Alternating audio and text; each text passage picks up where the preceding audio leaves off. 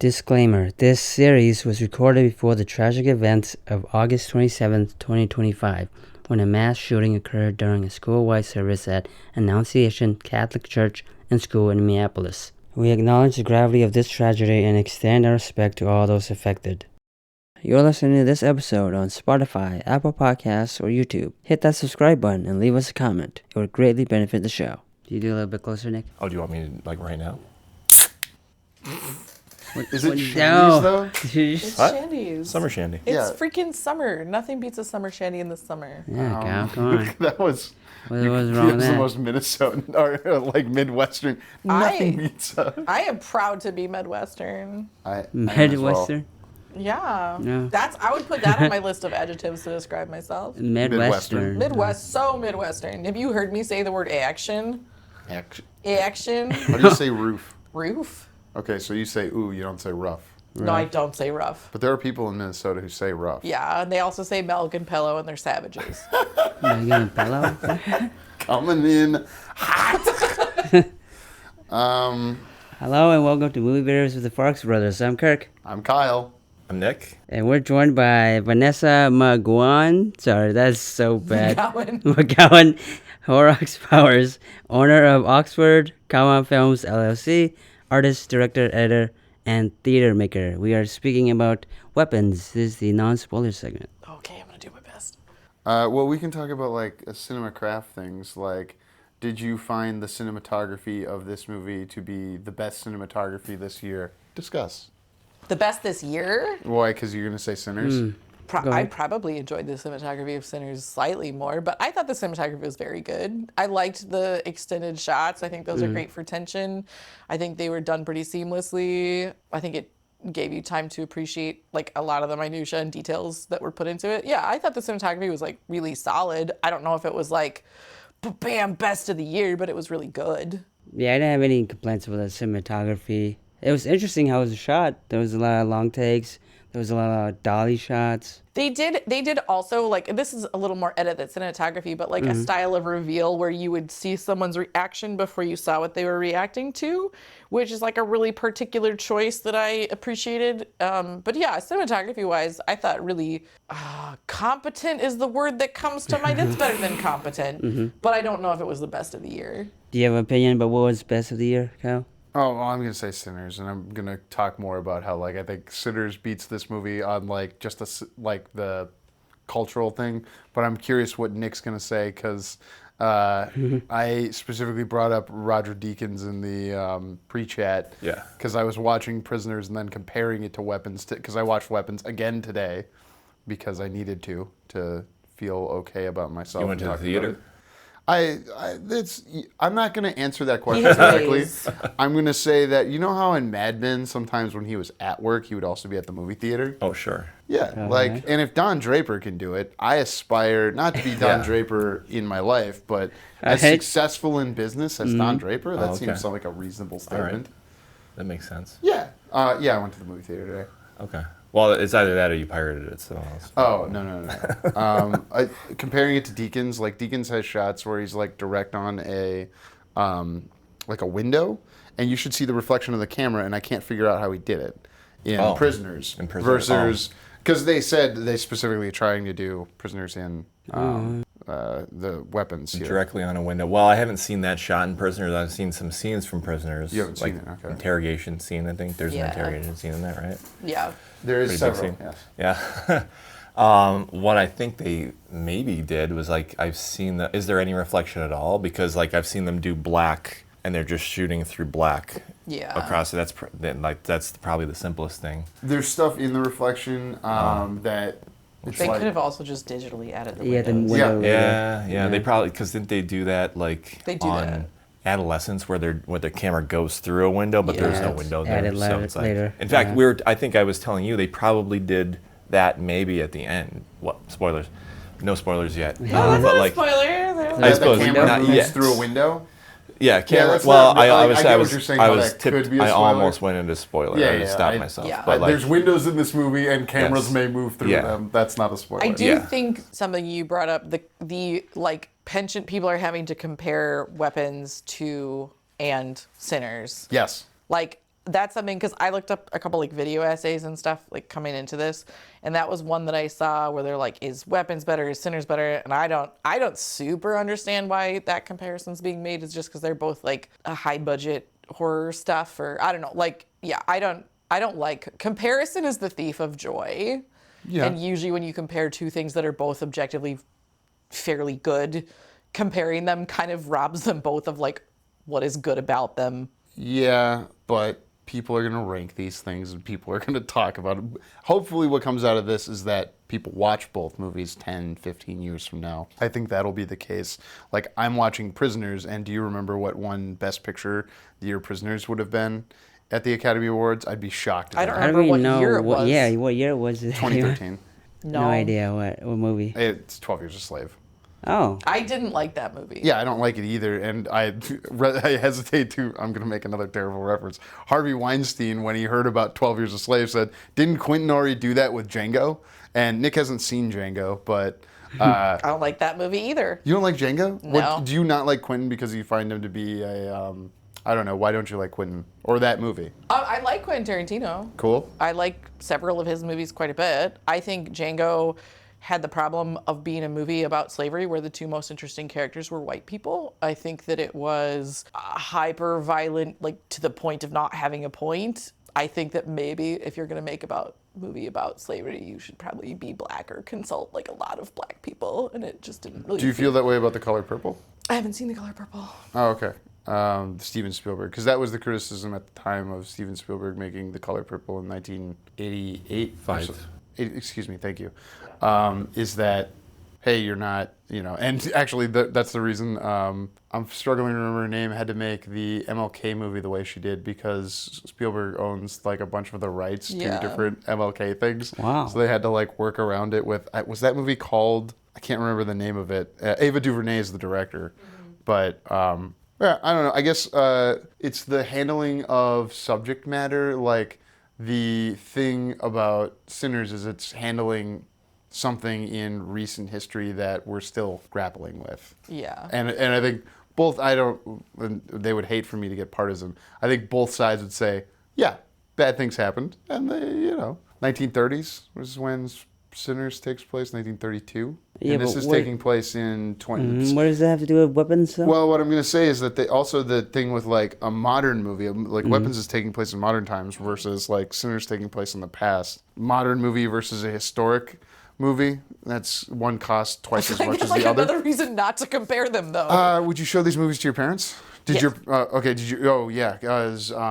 did your parents like Sinners? They did. They liked it very much. Okay, my religious parents won't watch Sinners yet, and I'm going to get them to. Vampires? Oops, spoilers with the Sinners. Vampires? Well, doesn't everyone know that about Sinners? Well, that's the thing is the first trailer didn't, and then the second trailer did, and the's the thing about this movie that we're not going to say now, but in the announcement for this movie over a year ago, they said the thing. Yeah. And here's a question that we can debate without talking about it. Does it make a difference knowing what it is going in? So I don't think so because they tell you what it is in the first 5 minutes. Okay. Yeah, you think they're... Okay, I agree you think they're telling you, but it could be interpreted in this other way. This is my question I have about this movie that I have actually not solved. Is it clever to tell me what it is and then to go on a 90-minute journey for it to in fact be that thing? Where you don't know it's that thing. Well, but they explicitly at the beginning are like, it's this. And then we go on this whole journey of perspectives, this whole mystery, this whole thing to reveal, and this isn't the spoiler section, but like when we get to that part, that it is in fact that thing. It's just, there's a modicum of difference to what they said. And so like, I don't know that it was a satisfying journey. So I don't know if it would make a difference. Maybe I would have enjoyed it more if I didn't think it was going to be something more clever. Okay. I to avoid dancing in the spoiler, I'll do other thieves of joys, is what we're going to call them. Mm-hmm. This movie versus Barbarian. Better or worse? I like the better Barbarian only because Barbarian is such a sad movie. I don't even know. I haven't even seen it a second time. It's a sad movie. I like Barbarian better than this. You like Barbarian better than Weapons? Would you care to make that argument, please? My argument would be, I think that the marketing for Barbarian was more successful. I think it set audiences up for more success to have an enjoyable experience of going in blind. I think the story was more focused thematically. I think it explored characters more completely. I do think Weapons is a great character study, but I think that like there were just a lot of people to follow. I thought Barbarian was a little more focused, and I thought its themes were much clearer, and I liked that better. Like what it was trying to say, the journey it was taking me on, while more unpleasant, was clearer to me. And I liked what it had to say. I agree. There are more characters and weapons. Nicholas? I agree with the more that the Barbarian is like more focused in its theme. Like you can kind of sense the theme. Weapons, I'm not really sure what it's about, but it didn't bother Missing me. kids. No. Is that a theme? When we get into Thematically. spoilers, we will. Because I agree with that. Thematically, like, under the surface, like, but it didn't bother me. Sometimes it bothers me in a movie. A movie doesn't feel like it has a point. Sometimes if it doesn't have something like that. Weapons, I think, was making up for that by doing the non-linear stuff. And it's the overall experience, right? Like we were just talking earlier today. Like some movies lack this one thing, they make up for it in a different way. And it can still be an overall enjoyment. Like some movies, I was telling Kyle, like some movies, like they got the good camera package and the lighting, but the writing was not good. Or someone does really good writing and great acting, but they shot it on an iPhone. Right, style over substance. Yeah, we're talking about like indie stuff, but it applies to mainstream movies too. Like Barbarian had the thematic material. Weapons feels more like big because it's 40 million versus like 9 million budget. So like they're making up for it by having a sense of scope, I guess. But I totally get like I couldn't tell you what the theme of Weapons is. I didn't pick up on anything. Can either of you tell me what the theme? Anybody? I'd prefer the guest, obviously, as the guest. What's the theme of Barbarian? I mean, misogyny, sexual violence, kind of some of the fears associated with being a woman. Incest, yeah. Like from the booking the same Airbnb as a strange guy to Justin Long's character being someone who had some sexual assault things happening with him to I think it's clear he did it. Yeah. To literally a guy raping women and keeping them underground. I mean, it was very clearly about sexual violence and the fears associated with being a woman.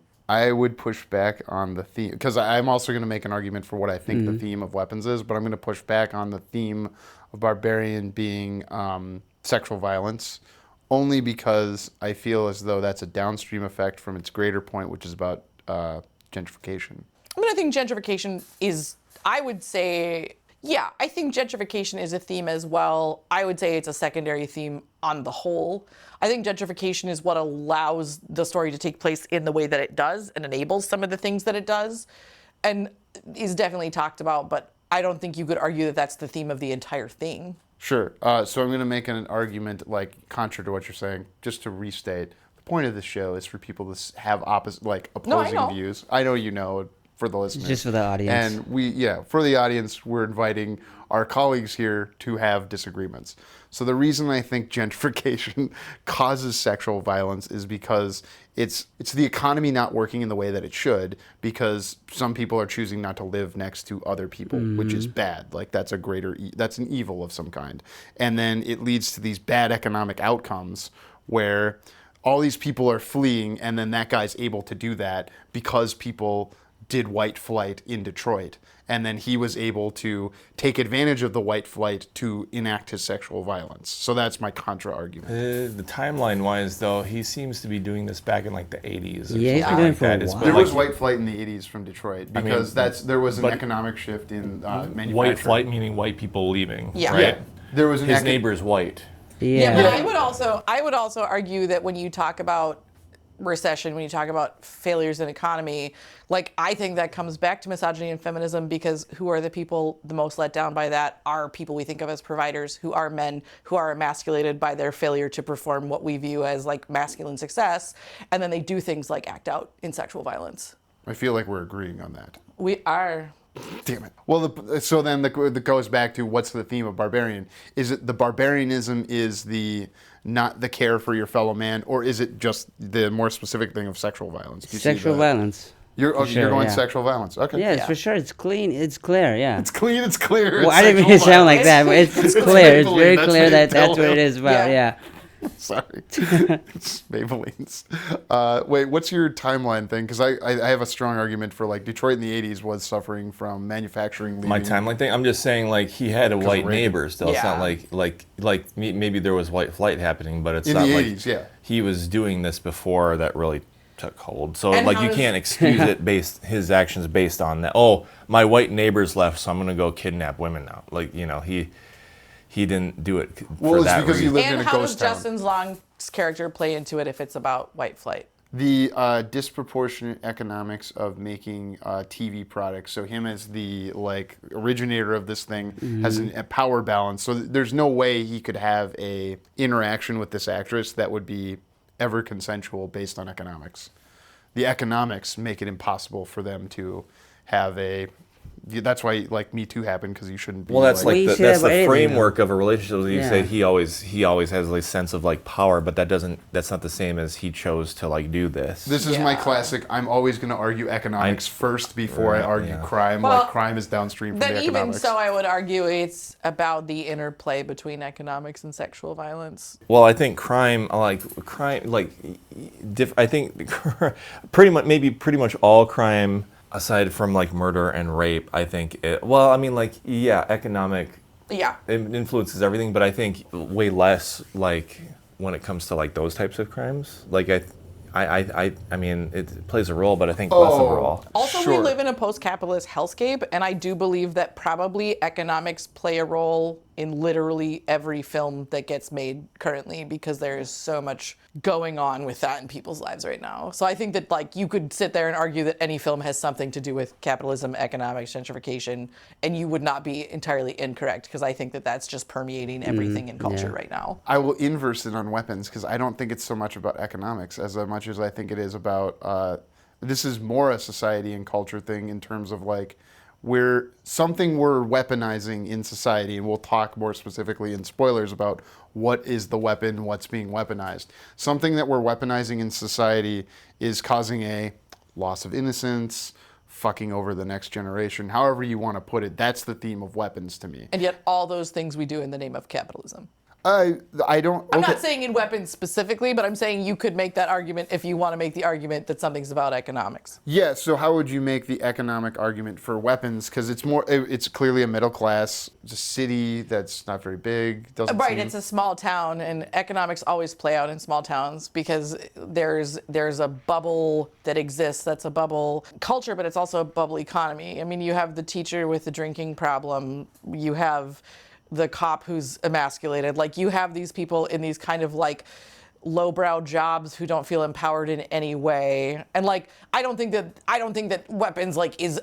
I'm not saying that I actually think weapons is about economics. I think economics play a role in creating problems that we explore through film. And I think that you could say, like, is there economics at play? Yes, there's economics at play. Is it about economics? No, I'm not making that argument. I'm saying you could make that argument. This is why I always take this side, is like, I could always make an economic argument. I feel like you use it as a crutch, though. You're always going to bring up economics. Yeah. You're always going to bring up, I don't know, what's your thing? I never bring up politics. You never bring up politics, Yeah. or you always do? No, I don't. Oh, yeah. Well, there you go. Do we agree that loss of innocence is the theme of weapons? No. Or, No, okay. I wouldn't How go would you that define far. the theme? I don't think the theme is clear. Yeah, That's that's part of my what we're problem. talking about. Like, because, like, if I'm looking for a theme, like, when Barbarian is, like, you have multiple examples of something, and then you can kind of, like, easily come to the conclusion that that's the theme, like with Justin Long's character and his stuff that he's doing, and then what the guy did, kidnapping people. Like, you can see parallels and then start to form an idea of what the theme is based on that. Like, because you have examples of it, like it repeats. Maybe isolation. Weapons, I don't see anything repeating, I like, think in the same weapons way. is too personal to have a theme. Oh, because he wrote it after his friend dying? Yes, and like I said, I did do a little bit of a deep dive on this, and I don't want to go into this too much on the non-spoilers part of this, but, like, the director himself, people are like, oh, this thing, is it this thing? And he's like, yeah, no. And they're like, okay, this thing, is it this thing? And there's these little pieces of things. There's addiction, weaponizing, there's, like, I don't want to go too much into it because I feel like it's spoilers, but, like, there's all these little pieces, and when they interview him, yes, largely, a lot of these pieces either came from wanting to do impressions of other movies, which I don't think is a good idea, or they came from this journey of losing his friend, this grief that he has, and like aspects of who this person was to him. And I think that it's so personal that he didn't want to turn it into something universal, did not want to say what it was about, did not want to make a particular stand on it. When you read interviews, that's very much the impression. And I think that that shows, because I think it's unfocused. I think they don't return to things. And I think that there's so many things that it could be about. It could be about this. It could be about that. It could be about that. But none of them win. Well, I'd like to hit on one specific thing you said there, which is why do you feel it's not good to do impressions of other movies? And maybe it would help in talking about what movies he specifically said Yeah, I mean, we talked a little bit already. He talks about Prisoners. He talks about Magnolia. Was there one more? Those are the two that I've read kind of the most. And I think when you look at another film and say, I want to do that film, what you're going to do is an impression of that film. When you come up with a story and say the techniques of this thing that I really enjoy are going to serve this story, that's different to me than doing an impression of something else. I think saying, I'm going to do this cinematography because that cinematography was really cool. I'm going to do this story structure because it makes up for my lack of substance, because it's really cool. You know, I just think that like, and actually the story thing I would argue works. That was my favorite part of Weapons. I think that structuring was great. But I think kind of taking bits and pieces of these films that he liked, maybe not that were the best service of the story, and then taking all these incredibly personal pieces of this person's death and putting them together just did not yield something that felt cohesive, because I think grief is not cohesive. I would argue if there is a theme that exists, it would be grief, but it is very personal grief. It is not relatable grief, because I think films about relatable grief are different. I think this was film about very personal grief, and it doesn't mean it doesn't speak. It doesn't mean it doesn't make you feel anything, but it means when you sit down and you say, well, okay, what the fuck was that actually about? It's hard to pinpoint it, because that's how grief is. I feel like when I listen to who I consider some of the masters or who are the most successful over time, Martin Scorsese will specifically go in and say, hey, okay, so you don't like Martin. Yeah. I don't. I'll pivot to Spike Lee is doing Kurosawa right now. Wait, do you not like Spike Lee either? No, Spike Lee's fine. Oh, yeah. I knew I'd get that one. On base. So my point is that they very specifically will like remake a movie like Oldboy or try to do Kurosawa. And we can all agree that the remake of Oldboy was terrible. Yeah, that was terrible. I haven't seen it. It was terrible. I love Da Five Bloods. I like Black Klansman. So slow and doesn't really go anywhere. Oh, I'm sorry. They took some time to deal with the grief of doing a treasure hunt in the wake of being a Vietnam vet. That was sarcasm. I guess my counter to you right now is that people who have been very successful do that and seem to successfully, these things. Yeah, but this is someone who's made 2 movies. Zach Krieger, yes. Yeah, so he's not, I don't think he's there yet. And I think inevitably early in your career, like, do you poach? Fuck yes, you poach. When you're learning to draw, do you copy things? Do you trace things? Hell yeah, you do. Does that mean that's the best art you're ever going to make? No. I think Zach Krieger is somebody who was like rocketed to fame by a really great first film, Barbarian. And I enjoyed Weapons. I enjoyed watching it. I'm not saying it's a bad film, but we've kind of talked about that it's not as good a film as Barbarian. I think he's one of those people who was used to working under great constraint on a low budget, and suddenly he has all this money, and they're like, make something else. And I know that he like wrote the script and shopped it out and stuff. It's a piece that meant something to him, but I would argue he's too early in his career to balance the amount of shit that he put into this movie in a way that is cohesive and comes to a satisfying point. I think he's just not experienced enough. And when you're talking about these Scorsese, Spike Lee, these people who are like, yes, I borrow this, yes, I remake this, you could also probably go back and look at that film that was lifted from that other film and say, well, that's probably not their best work.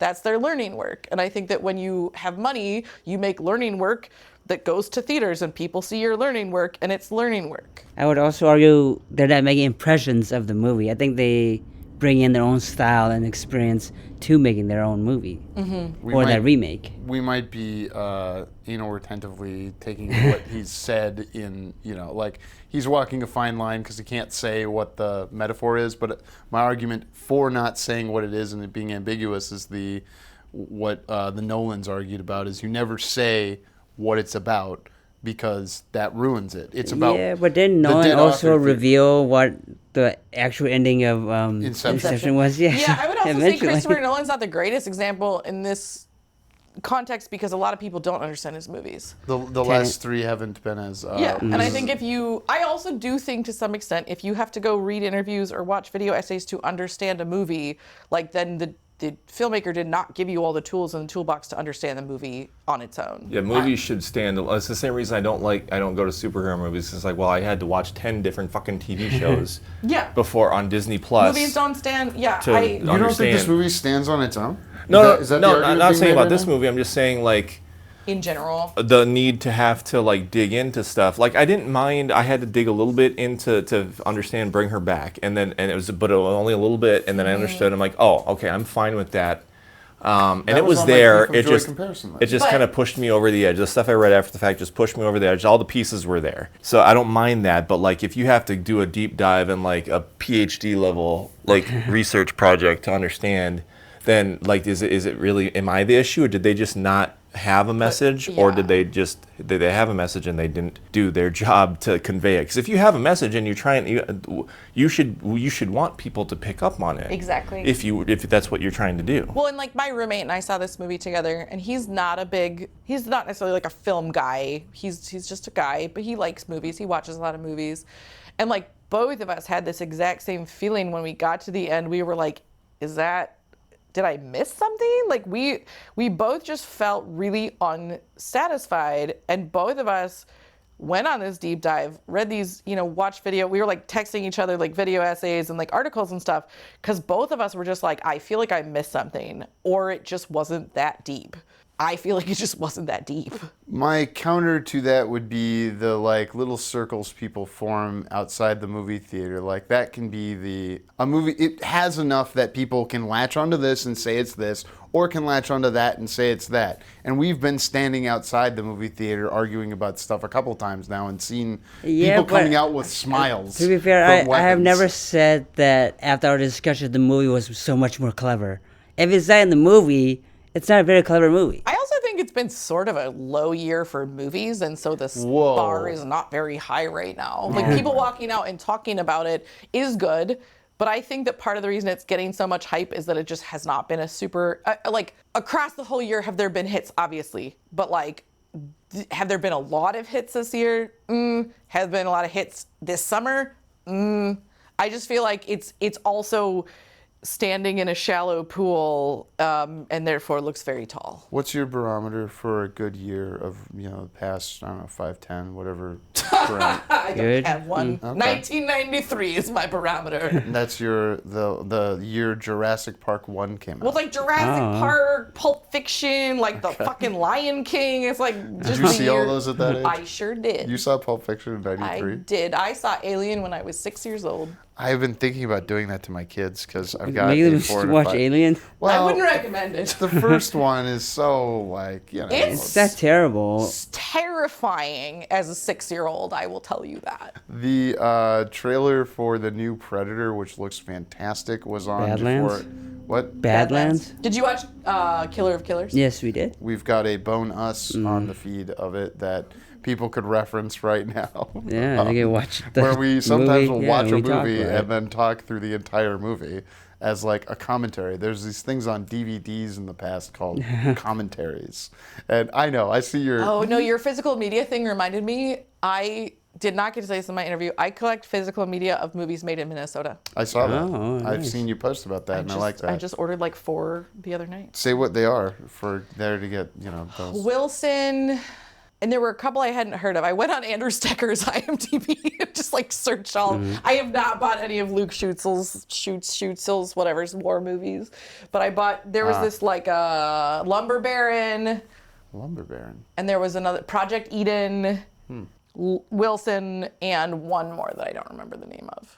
So, did you see Bring Her Back? I didn't yet. That's fine. It's on my list. Did you see Strange Darling? This is the Thief of Joy section where we're going to end. It's on my list. Haven't seen it. Because it it's only similar because there's a cop in it. I'm very slow at watching new movies. I make so many movies. I don't get to watch very many movies, but they're on my list. Would you have seen this movie absent us asking you to be on the Yes. show? Okay, cool. I'm glad to hear that because as people have heard last episode, Carrie Leyland saw Superman because she picked that, and then she wanted to switch to weapons, but she's No, like, I thought her husband wanted to switch to That's weapons. exactly. Yeah, that one, and I'm gonna go see Together yet as well. Together is very funny. There's a poster for it in here. What do you call it? There are funny moments. I was it's not up on the wall yet. I have it on the it's chair on the under chair. Naked Gun. I have to put it up. This is good place for non-spoiler. Yeah, we just end the non-spoilers here and how about do spoilers? And we blew 'Cause there's past a the half lot hour. to talk about. Thank you for listening. For more JK Productions, find us on Instagram at JK Productions Team and on Facebook, JK Productions MN.